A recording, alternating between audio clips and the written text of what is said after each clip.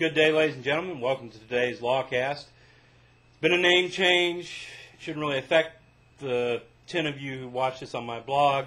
It's part of an attempt to get my video cast onto iTunes so I can get another 10 or 20 people watching. Who knows if that'll work. But I don't expect, or I hope, the quality hasn't gone down because, well, I don't really know if it can go much slower.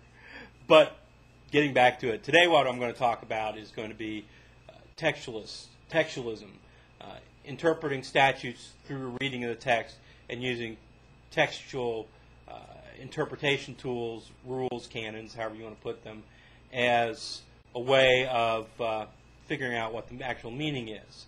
Now, I've talked recently about different types of interpretation, looking to original intent, looking towards living constitution, looking towards legislative intent, legislative history, all those sorts of things. And as I think I've made pretty obvious, I'm not a big fan of any of those, although I think all of them can have a place where they're necessary to be used. I am much more a person who thinks that if you look at the text and you can get a meaning out of the text, all these others are ways of getting around what's actually written down. So I think you should look to the text first and foremost, and if there's any way to get the meaning out of the text without looking to other interpretive tools, that's where you should go. So that's what we're going to talk about today. I hope it's useful and hope it makes sense.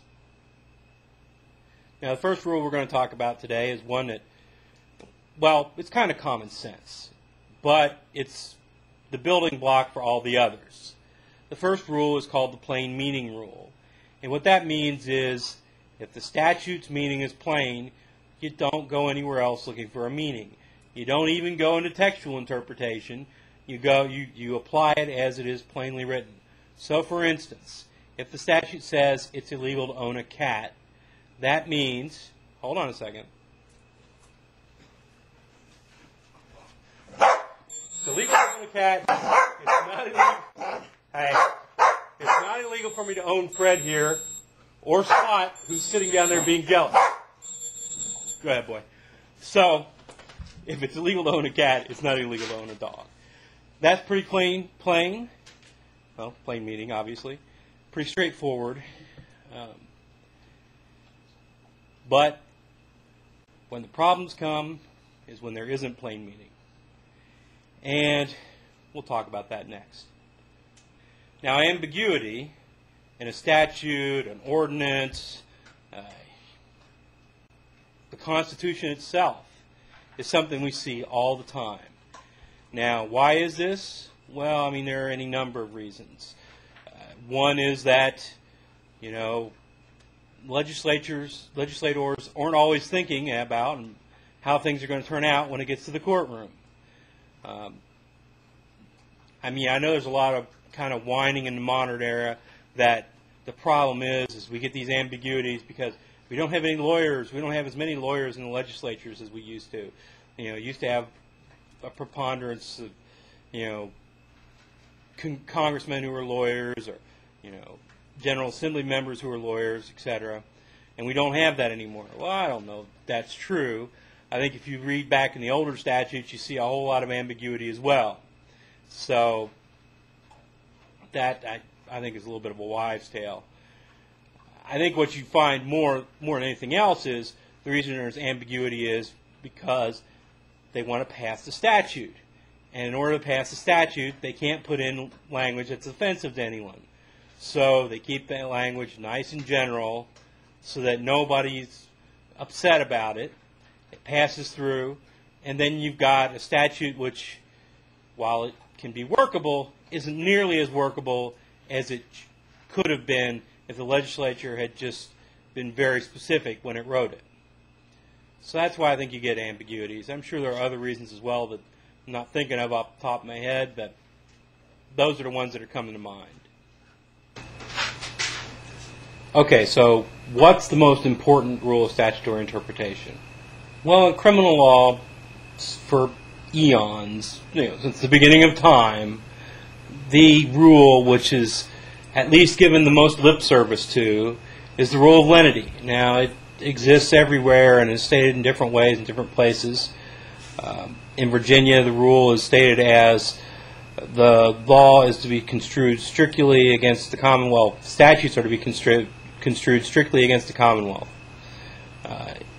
Generally, the rule of lenity is that criminal laws are to be strictly construed, narrowly construed, and any ambiguity in them is to be resolved in favor of the defendant. Makes a lot of sense. It's even in Scalia's book. By the way, for those of you who aren't big Scalia fans, even if you get his book, I think it's Methods of Interpretation, whatever. There's a 4 or 5, 6-page exposition on these are the ways that you can do statutory interpretation. That's pretty good if you're starting out and trying to figure out what you're doing. I mean, the rest of it's just scholarly, going back and forth pretty much, but I think that's a pretty good section. Anyway, back on point. Even Scalia talks about how the rule of lenity is one which is valid, and he kind of damns it with faint praise. It must be valid because it's been around forever. You know, it doesn't really give the true reasons behind it, or at least that's the way I remember it, because I just got tickled by that. Obviously, the reasons for the rule of lenity are that, well, the reason is that somebody's liberty is at stake, and that's at least the current reason. When the rule of lenity first came into place, you could have faced far worse. I mean, as we all know, back in history, felonies were death penalty offenses. Misdemeanors just meant you went to the jail. Back when, I think the Brits spelled it G-A-O-L, or however weird way they spell it. Sorry to my British watchers, all 2 of you. So, you know, at that time, if the statute meant A, you were going on. If the statute meant B, you was losing your head. You know, there was a whole lot of reason to define things in favor of the defendant. So we move forward to modern times when a lot of things that would have been pretty much misdemeanors in the past have all been statutorily made felonies. But a felony doesn't mean what it used to. A felony can mean either a small amount of time in prison or none, or it can mean a massive amount of time in prison or the death penalty. The same reasons that applied before apply to things where someone's accused of something where they would go away for the rest of their life, go away for 20, 30 years, or have the death penalty applied to them. And because the rationales, at least theoretically, are the same across the board, that would be the reason that would apply to the lower end statutes. Because what you're doing is threatening someone's liberty. Whether it's a massive threat to their liberty or a minor threat to their liberty where they might face 30 days in jail, it's a threat to liberty, and therefore they're entitled to the statutes being interpreted in their favor if there's an ambiguity. Now, mind you, there's got to be something that's ambiguous there. And let's see. A way to demonstrate this would be, say the statute says it is illegal to own a wild cat. Now, does that mean you can't have a stray cat that shows up at your door, or does that mean you can't have a bobcat? I think, hold on a second, I think that if Smudge here shows up at your door, because I've cast him out, I think you're in good shape. You can take Smudge, but you can't grab that wildcat kitten out of the cave down the way and decide you're going to keep it for the rest of your life. You just can't do that. So I think that interpretation would be, you know, there's some ambiguity there. What does it mean, wild cat? I'm saying there's 2 words. Does it mean a bobcat or a domesticated cat? I think we can, by applying the rule of lenity, you get to the fact that it's just a bobcat or similar types of cats to that you can't have.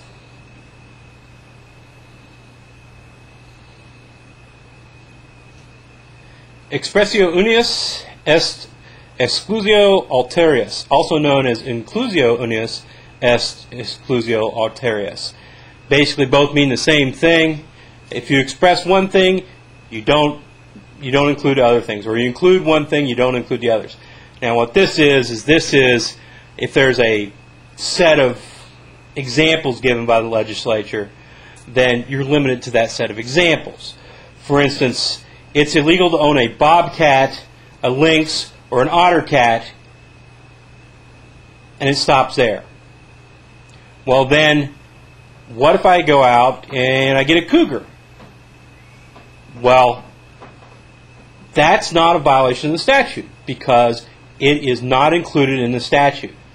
If I get a bobcat, which you can find in southeastern United States, or I go up to Canada and I get a lynx, or I get an otter cat, which there are a few of them apparently in Florida and Texas and Arkansas and all that.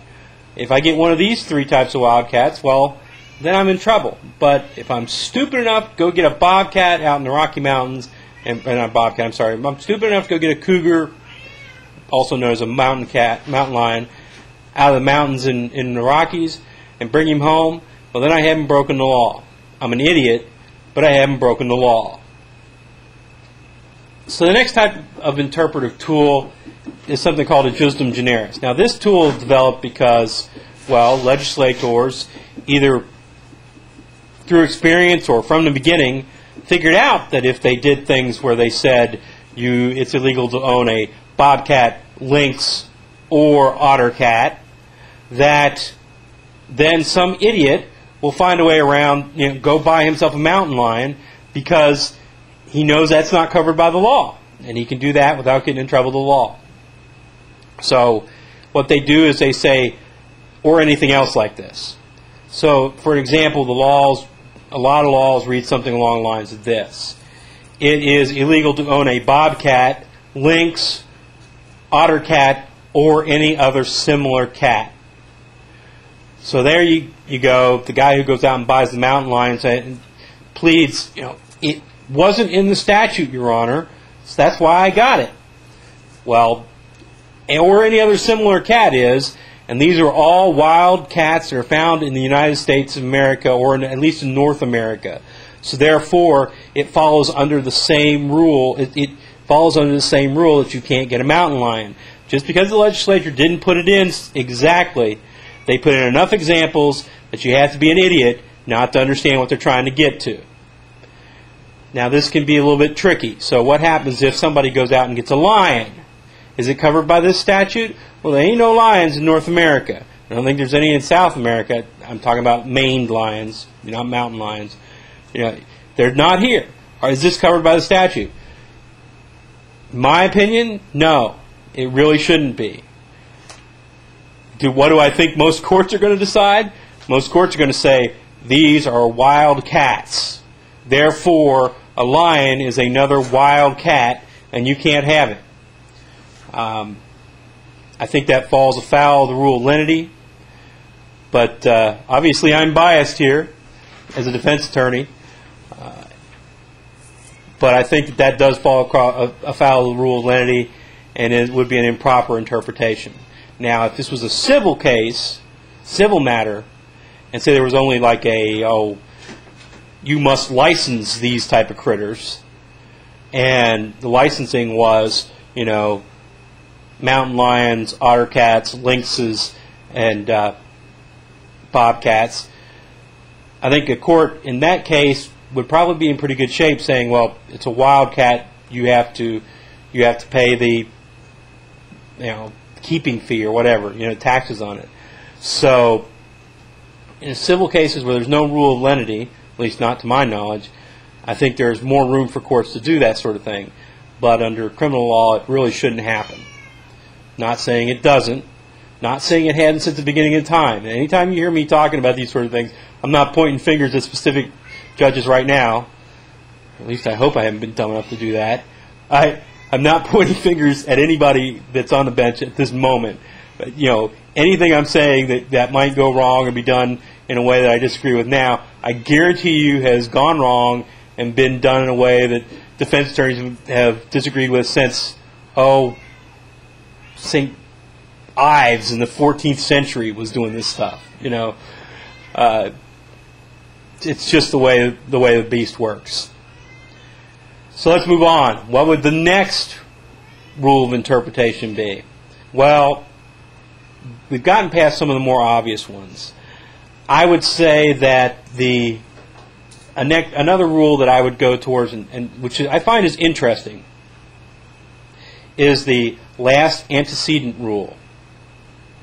The last antecedent rule basically says that if you're going through and there are options as to what a restrictive phrase would apply to, then it applies to the last phrase or topic that's available as a possible option to be applied to.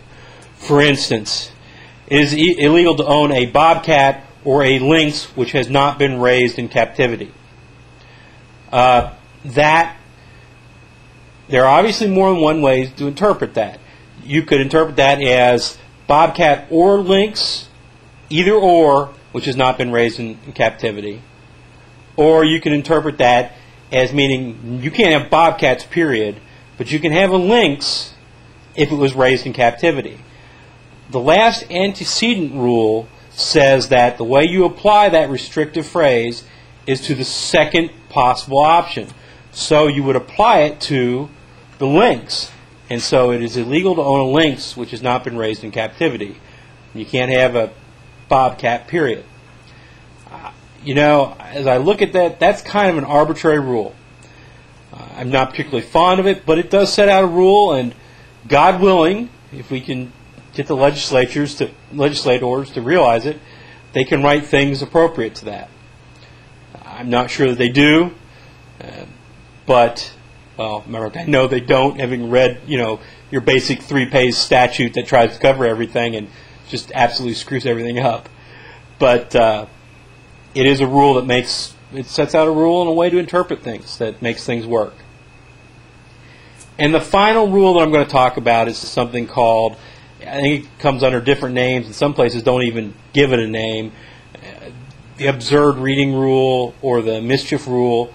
And this is a rule that says that if you're going to come to an absurd result, it just doesn't make sense, then basically the courts can ignore part of or rewrite part of a statute.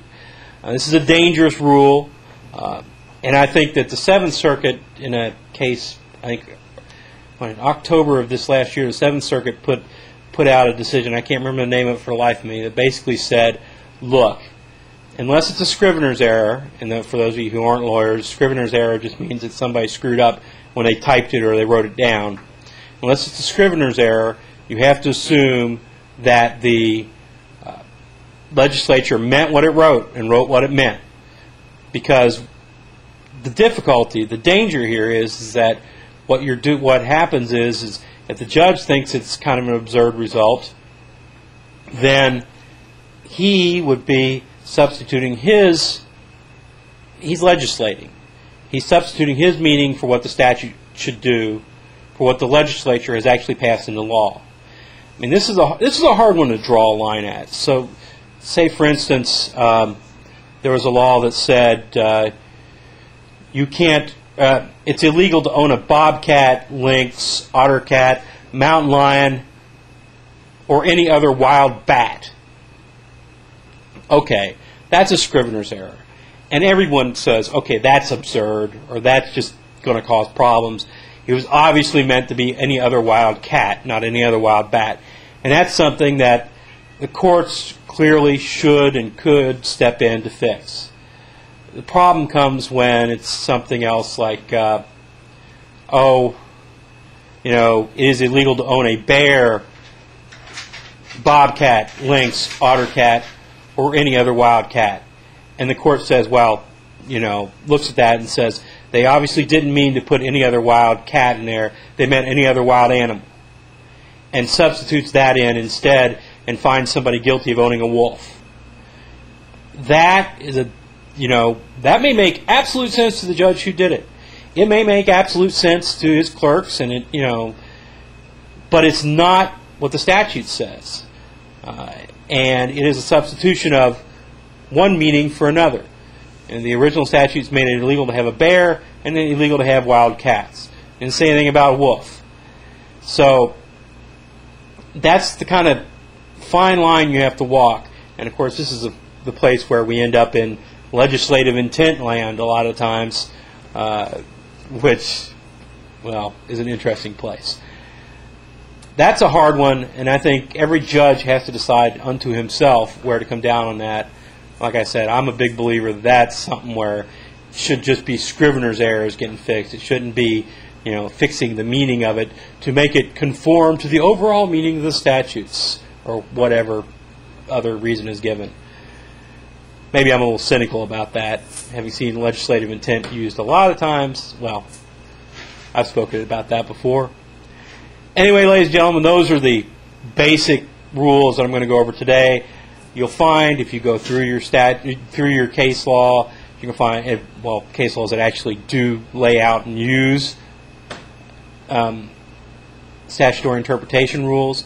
You're going to find all sorts of little minor rules here and there, and you're going to find other types of interpretation disguised under rules like legislative intent.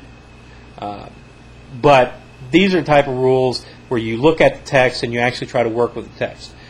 And I really suggest that anybody who's interested go out and find a book about this. I know that law school didn't teach us a whole lot about this at all. All that case law stuff didn't do a whole lot of anything about about textual interpretation. And it is something I think that when you get out, you'll find very useful. I don't care if you're doing civil law or criminal law. It makes for a whole lot of really interesting arguments in criminal law because, well, you can sink your teeth into the statute and argue about it.